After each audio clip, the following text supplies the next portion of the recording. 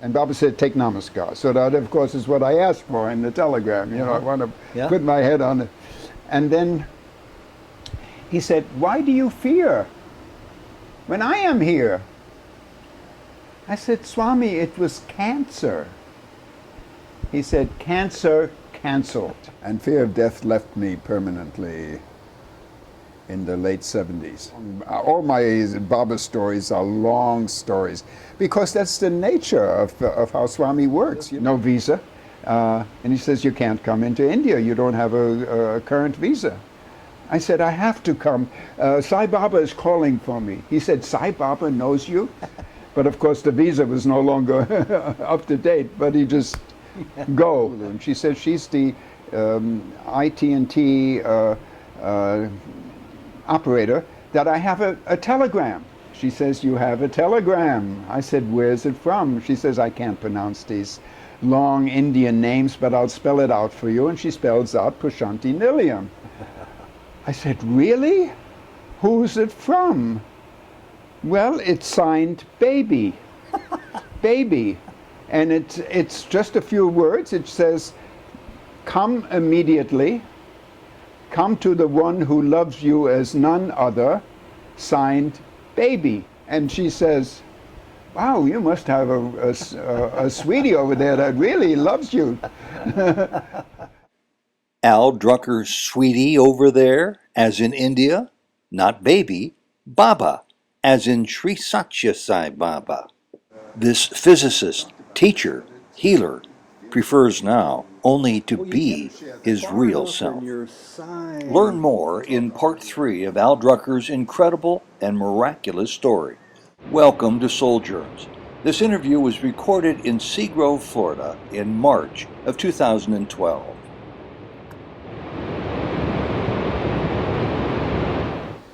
Al Drucker, this is such a delight to be able to sit down and talk to you. And hi, everybody. We met once before at Wilma Bronke's wonderful ranch there at Grants Pass, which you went to for years. And we were just talking about a subject that I want to begin this with, having to do with fear. Or maybe another way of expressing it is a person's fearlessness. What fears might Al Drucker have these days, if any? I mean, God. You've walked the talk of fearlessness for decades now as a great Baba devotee. Does fear ever raise its ugly head in your life? Well, fear is, ultimately, all fear is fear of death. I mean, that's really what fear is. So whether it's fear of going to the dentist, fear of your spouse leaving you, it's all fear of death. It's fear of death. And fear of death left me permanently in the late 70s. That's when I died of liver cancer. And how long were you dead? Who knows? I would guess probably on the order of 10 or 15 minutes. I always thought people never became resurrected from liver cancer, that was almost a surefire death sentence. And well, it wasn't my cancer. I had taken on the cancer. It's a Baba story, but I don't think it's a very long. All my Baba stories are long stories because that's the nature of how Swami works. You know, it's sort of a long thread of synchronicities that. Well, maybe because we have a finite amount of time, we'll do the Cliff Notes version of some of your Swami stories, your Baba stories. Okay. Summarize that one because I'm intrigued. You did take on somebody else's cancer, I think. Yes, it was Gregory Bateson, who was a well-known anthropologist, a professor at the University of California in Santa Cruz, and also a member of the Regents. In fact, sort of a senior member of the Regents of the University of California, which is the governing body of the university. And you took on the manifestation of his cancer. Yes. You felt it. Well, the way that happened is his wife Lois was a Sai Baba devotee. She would come to my early morning meditations several days a week. This is at Esalen, Esalen Institute in Big Sur, so-called growth center. This is back in the early 70s. And I had a picture of Baba. And one time when she went to India, he insisted on going. He's going to come along. Well, you're not a Sai Baba devotee, and we don't want to go off to some other places.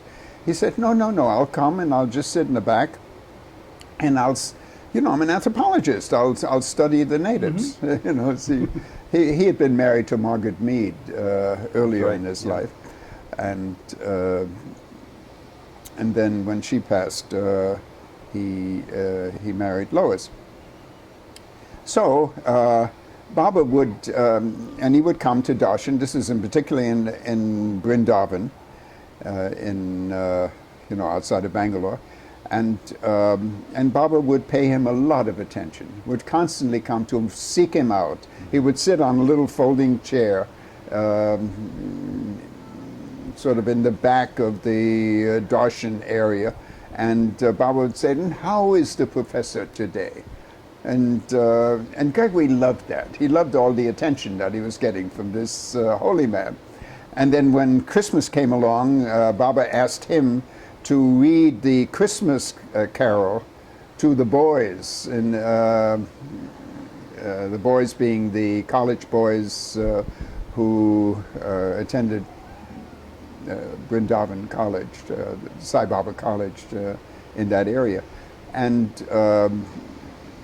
I remember he came into the dining area where the boys were all gathered, and he read, and he was just, this trip was good. I mean, he was enjoying his trip. Wasn't making any commitment yet, one way or the other. Oh, of course probably. not. No, he had no idea that he had any interest in any spiritual or religious interests, he would call it, you know. But no, not at all. But this is a fun trip, and then he had to leave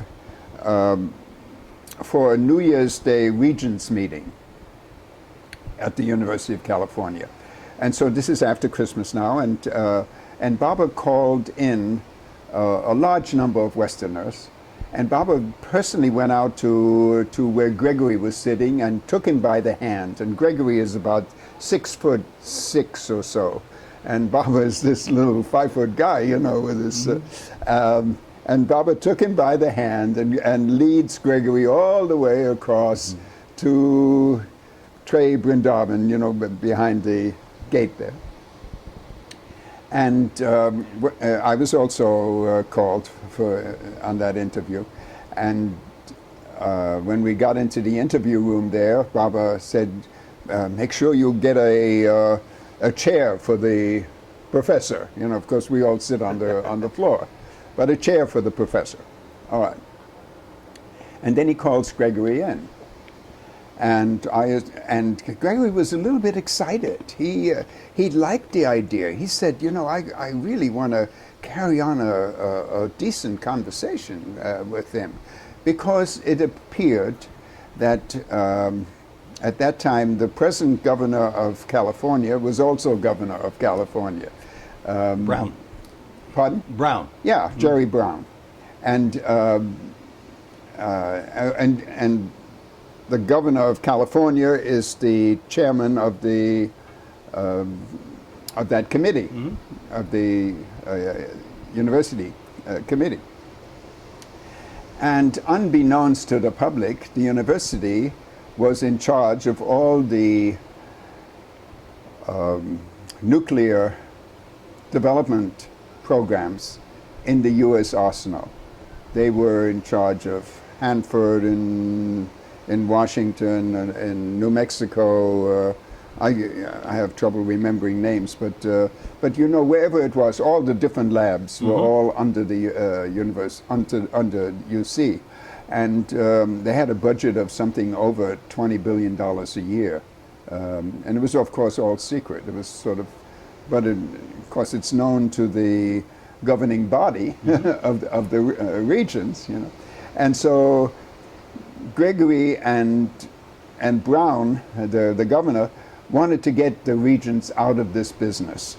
And so he thought he would talk to Sai Baba about that. He knew Baba had some powers and would render a good suggestion about that. And so I assumed he'd be, Swami called him in, and he disappears into the inner room, and assumed he would be in there for half an hour or so. Well, hardly 3 minutes go by, and Gregory comes out, and he says, "Oh, so much rubbish. So it's just all rubbish. You can't hold a decent conversation with a holy man."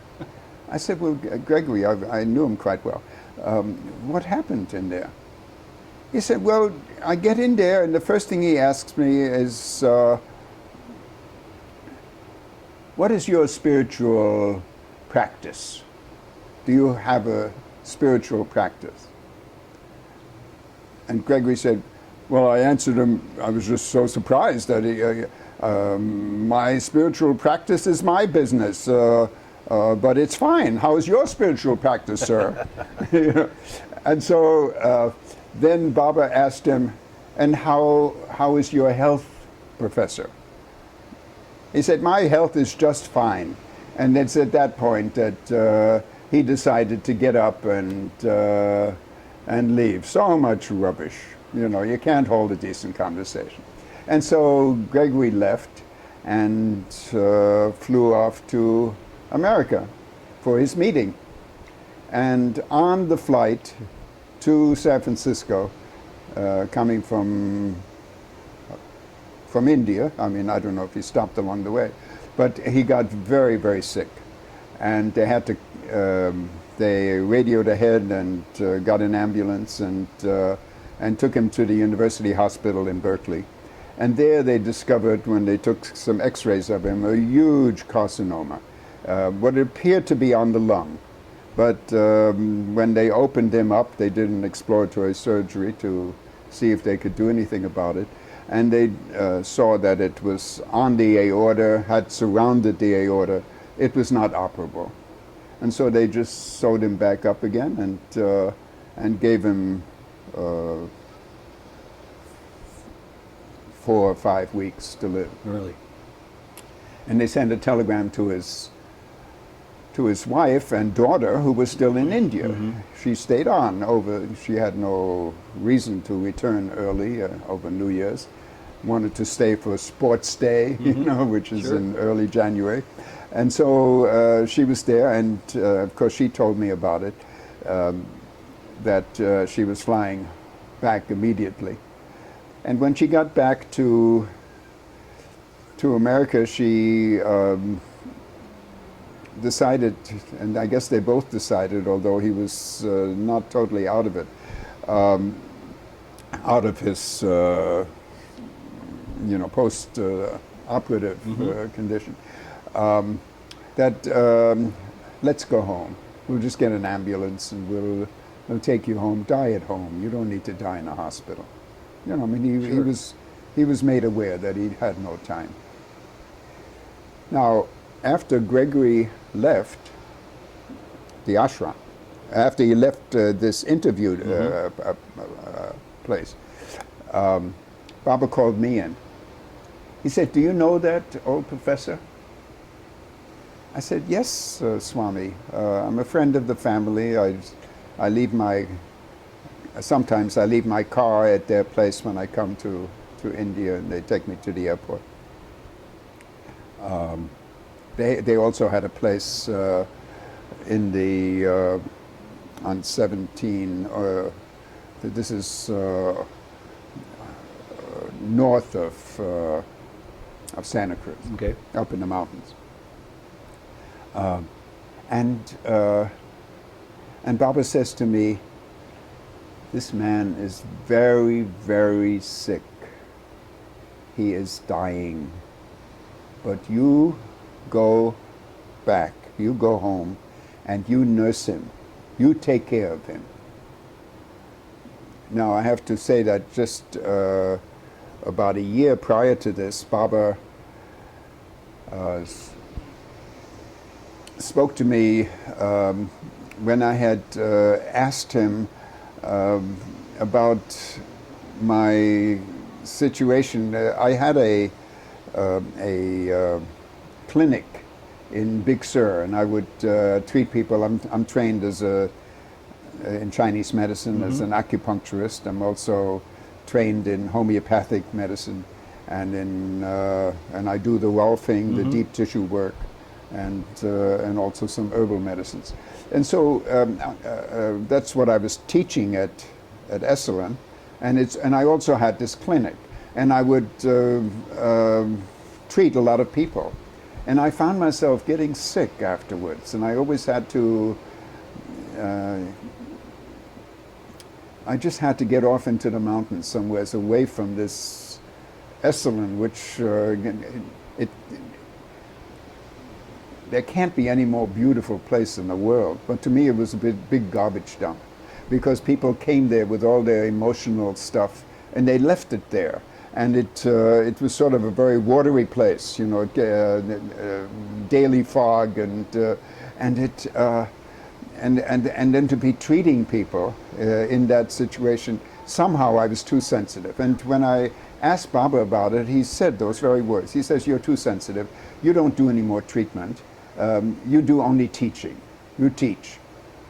You're a good teacher," he said. "You teach." And so that was my assignment. And I never again stuck any needles in anybody, or would... Not even your friend when you went back to take care of him or nurse him? Well, that's... I asked Swami about that. I said, "Swami, you told me not to do any treatments." And Baba said, no, you go and you nurse him. You take care of him. Baba will help him, and he will still have many years of life left. Well, I mean, here's this man with a huge cancer in his chest. Of course, I didn't know too much about that. At the time, of course, I knew nothing of that. That's when Swami's telling me that. And but it was a complete surprise, because he had just left the interview. Yeah, and he walked out, and here Swami saying this to me. And so when Lois left the next day, and I left a couple of days later, and I found him, and by that point, maybe three days later, and Lois had taken him out of the hospital, and he was at home up in the hills, in the Santa Cruz hills, and here was this man with this lying on this huge bed. He's a king size bed, and his feet are sticking out, and he's miserable. I mean, he has so much pain, and you know, even though there was a lot of pain medication given to him. I'm sorry, I should make this faster. It's okay, faster. Don't worry about it. It's all important. And you're leading up to the point that sounds like it's the most interesting to me, which is how you took on his illness. I did something with that body lying on this bed. That's literally with Swami in my ear saying, "Nurse this man." And he was obviously dying. You know, and I just saw these feet, and I just stuck a knuckle into his, into the, bottom of his feet, and he screamed out bloody murder, and then he felt total relief. I mean, it was just marvelous. I mean, how he suddenly had he sort of came back to life, you might say, and so. He was interested in my being around.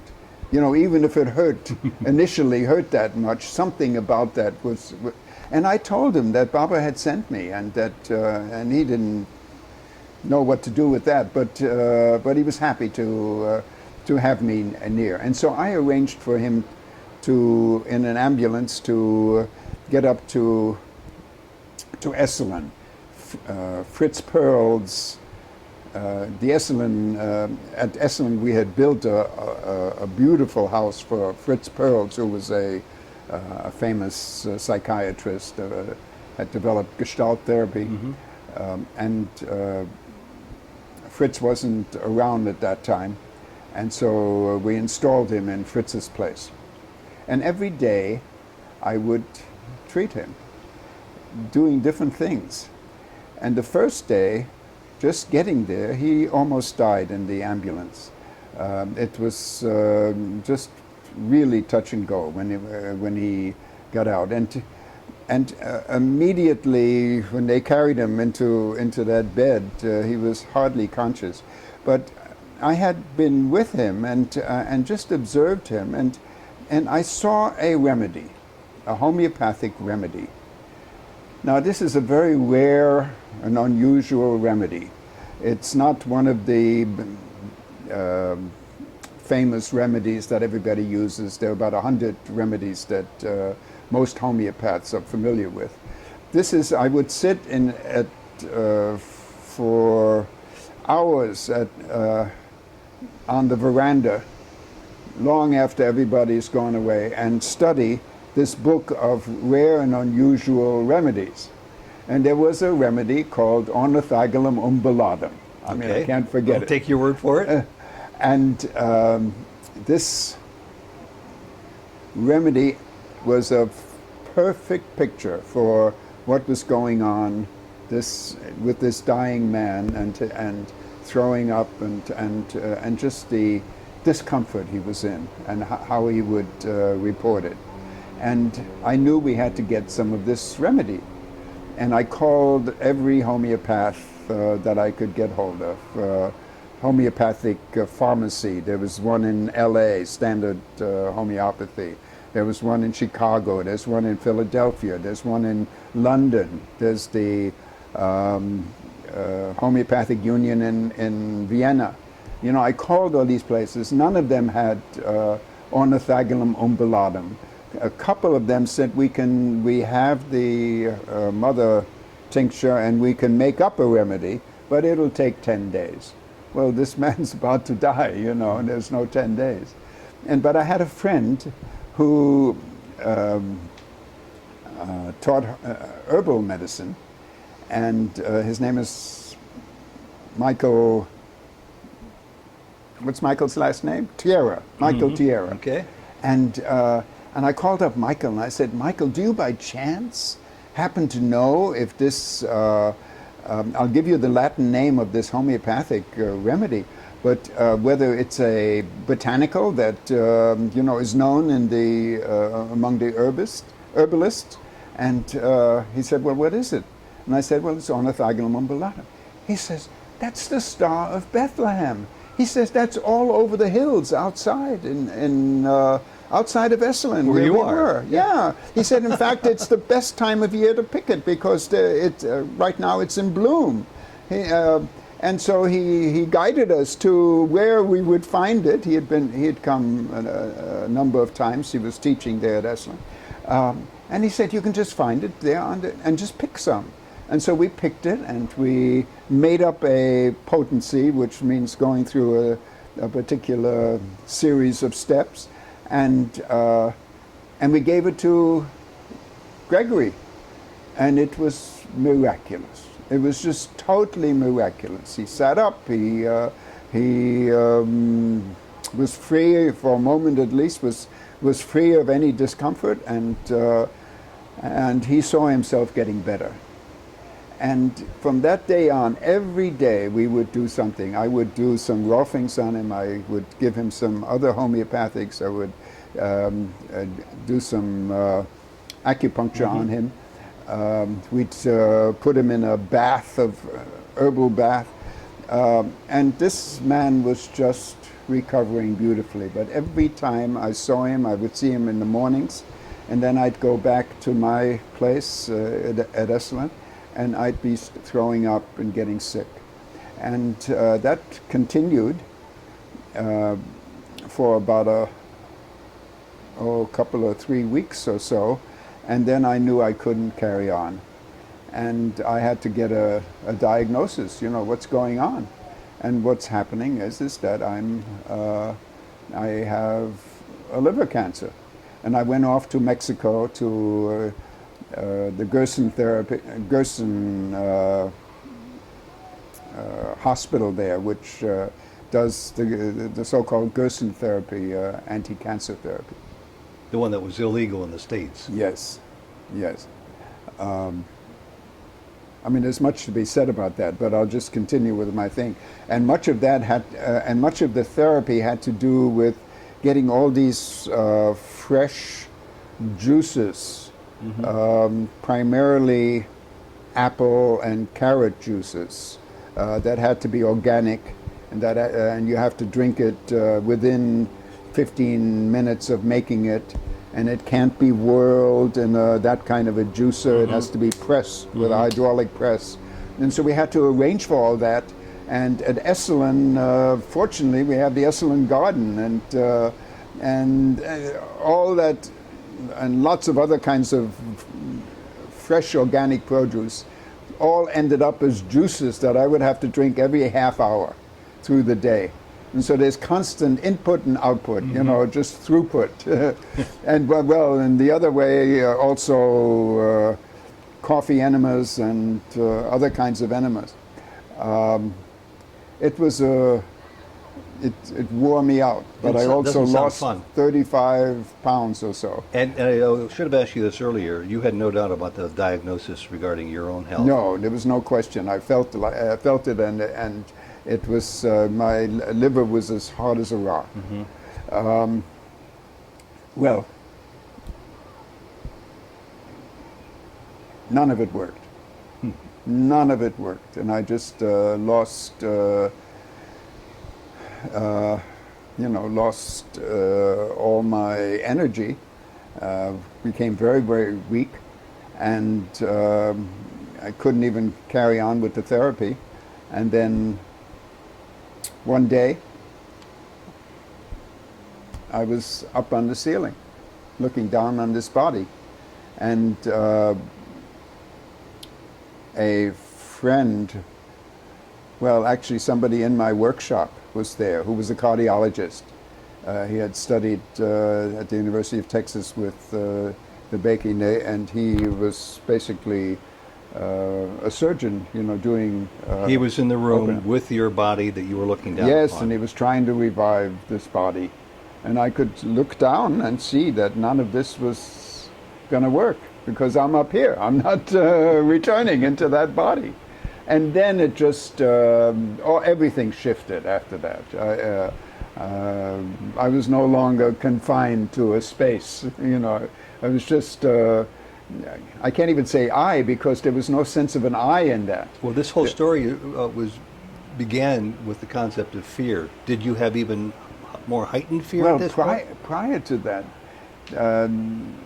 I was terribly afraid of death. I was always concerned about dying. I was, I had a number of scrapes, close to death experiences, and I was paranoid about that. That all totally disappeared. How long completely gone. Did this? And then I found myself sort of drifting back into this body as just pure consciousness. And that was a remarkable experience, if it's an experience. I was able, these things are always very individualized. Different people will tell you stories of their after-death experiences, and some of them are a common experience of going through a tunnel and to the light. But they're very specialized to the person that has now departed. And here I could just, it was just like being a perfect witness to everything that was going on anywhere. I mean, it just seemed like a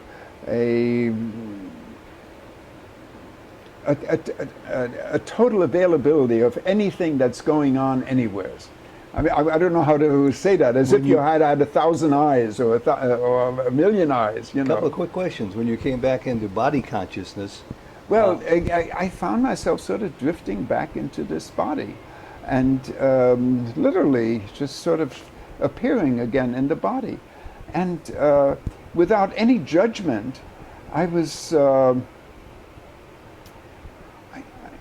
as soon as I had some feeling again, as this Al Drucker person, revived, I felt like I was coming into a garbage can.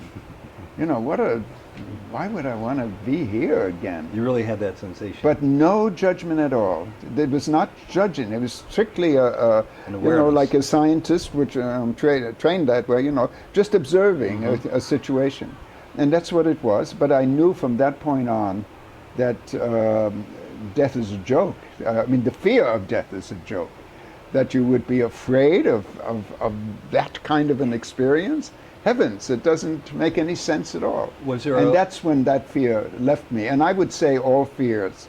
Well, and of course, there are all kinds of immediate fears. If somebody lunges at you, or if the building starts to shake. If a building starts to shake, of course, there's going to be some response to that. But that's not.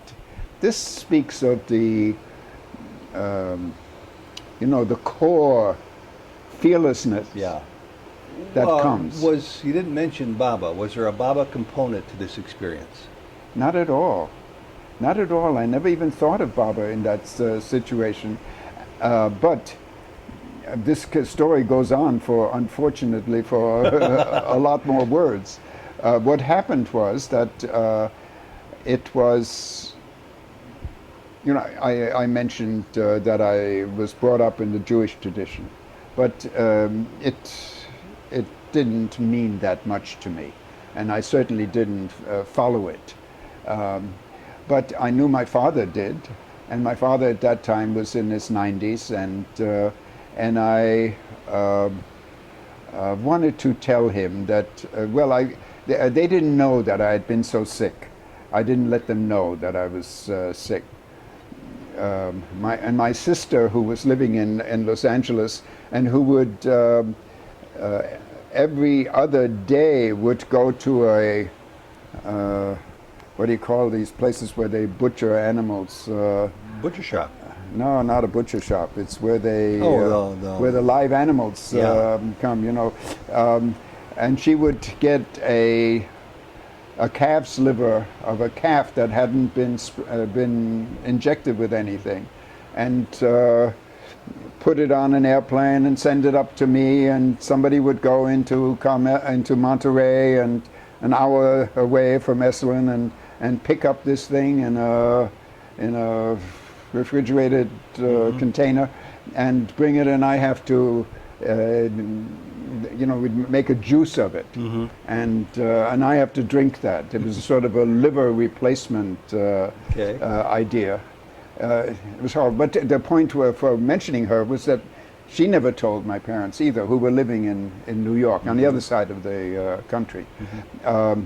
But I felt like I should call my parents and just tell them that I'm fine, and that I had the feeling at that point that I should go see Swami. And that's the first time I thought of Swami. It didn't come up for me in this experience. Does it surprise you that it didn't come up? Yes, it did. Very much surprised me. I mean, that I expected that, I would be calling out to Swami, but none of that happened. But I did now want to see him very badly. So your father said go? And so I'm saying to my father, I'm going to go to see my guru in India. He said, please, son, don't go. He says, do you know that this evening is Yom Kippur? It's the high holidays of the Jews. And he said, please go to a temple somewhere and thank God that you're doing so much better. I said, Pop, there's no way I can go to a temple. The nearest temple I know of is in San Francisco, 150 miles away. And I'm not going to go there. But what I can do, Yom Kippur is a fast day. I can fast for 24 hours. I'll be happy to do that with you in mind. And so he was fine with that. And so now my whole interest was to get to India. The next morning after this death experience, it was that night that I called my father. And so the next morning, I walked across the garden at Esalen to the office.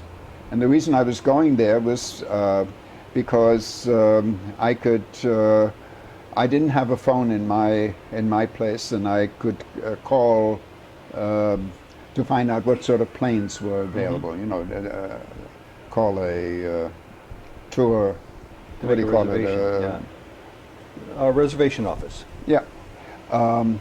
And so on the way to the office, the gal who's behind the desk sticks out her head and says, Al, come quickly. There's a long-distance call coming for you. A long-distance call. I'd never had a long-distance call. I was, at that point, I was in Esalen for living and teaching there for 5 years or so. And so, all right, I'll take the call. And I was thinking, well, good. While I'm in here, I'll also send a telegram to Swami and ask for his permission to come.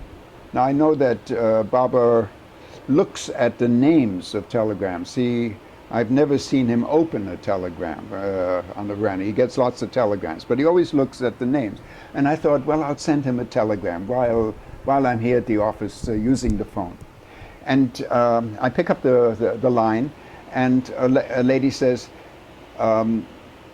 is this Mr. Drucker? I said, yes. She said, well, I'm the international telegraph operator in, I think she was actually in Honolulu calling. Yeah, I think she was in Honolulu, and she said she's the IT&T operator, that I have a telegram. Now you understand, I was just thinking of a telegram, and in fact walking to the office, I had thought about it before, and I was writing out on a piece of paper I had, you know, what I was going to say in the telegram. And it was, Dearest Bhagavan, I've been very sick, as if Swami doesn't know, but now I'm feeling so much better, I just want to come to India and put my head on your feet. Please reply. That was the telegram I'm going to send. Okay, and I had it with me. The Leela emerging here. She says, you have a telegram. I said, where's it from? She says, I can't pronounce these long Indian names, but I'll spell it out for you. And she spells out Prashanti Nilayam. I said, really? Who's it from? Well, it's signed Baby. Baby.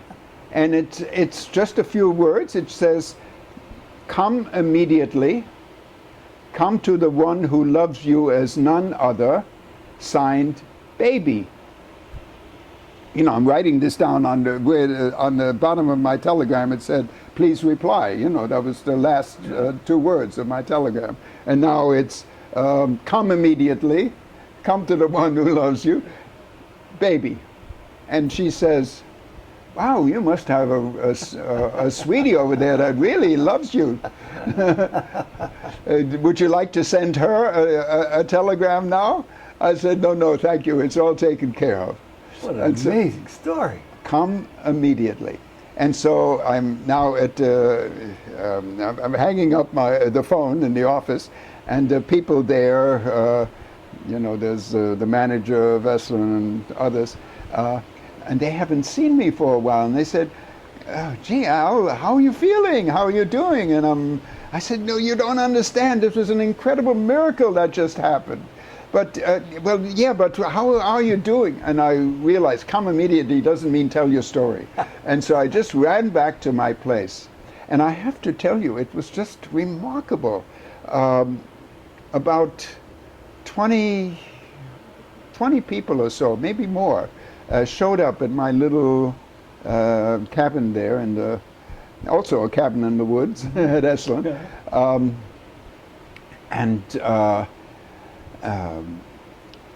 A woman who was in my class, who I knew was a nurse, and so she was interested in what I was teaching, which was these different health courses. But it turns out she was actually a mother superior of a convent in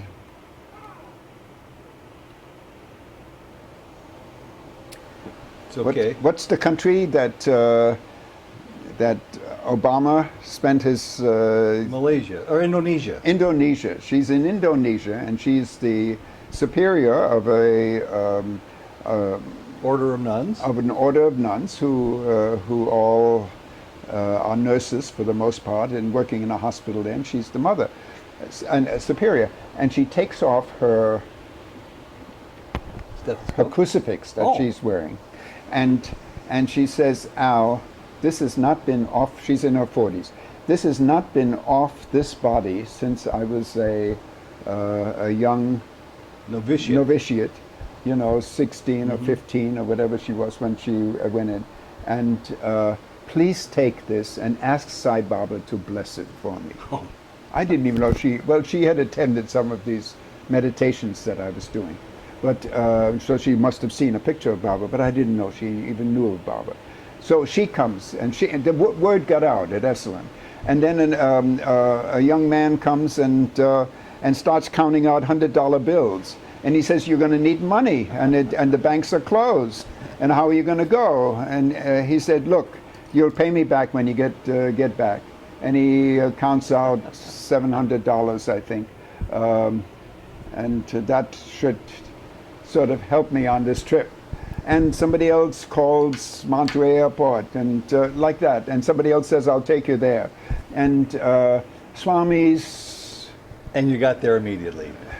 And the upshot of the story remarkable. Was... I mean... now, one thing is, like 24 hours later, on this new digital watch that I had, it rang, and I found myself... over Ireland, beginning, the plane was beginning to land in London. This is a flight that I managed to get on, and it's breakfast because it's see this was the end of Yom Kippur. 24-hour fast. And so I had I just took a little bag with me with some of the apples and carrots that I was still juicing, and with just a change of clothes.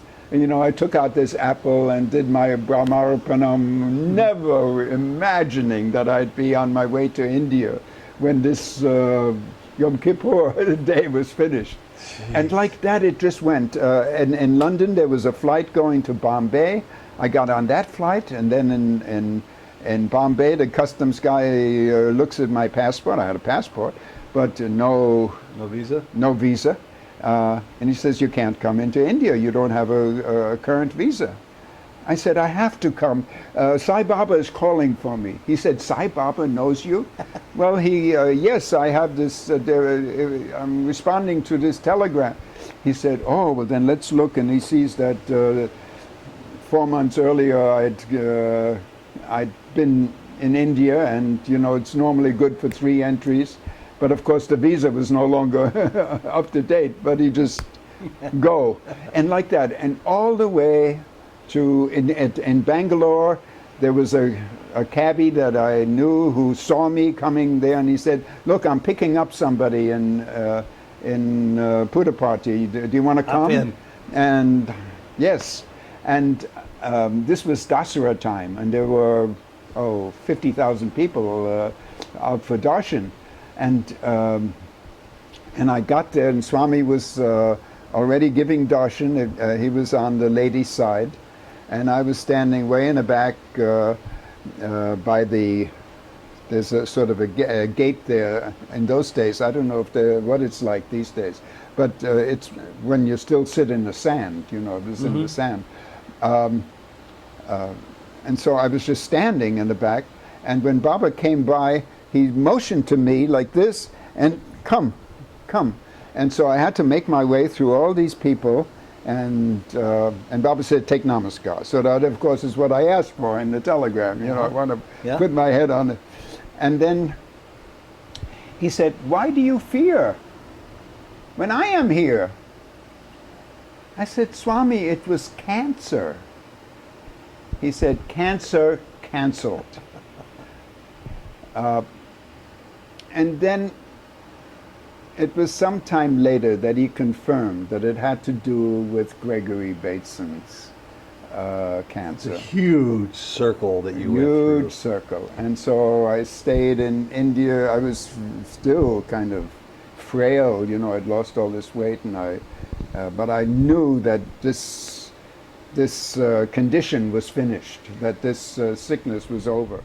Look for more stories about Al and Yanni Drucker here on Souljourns.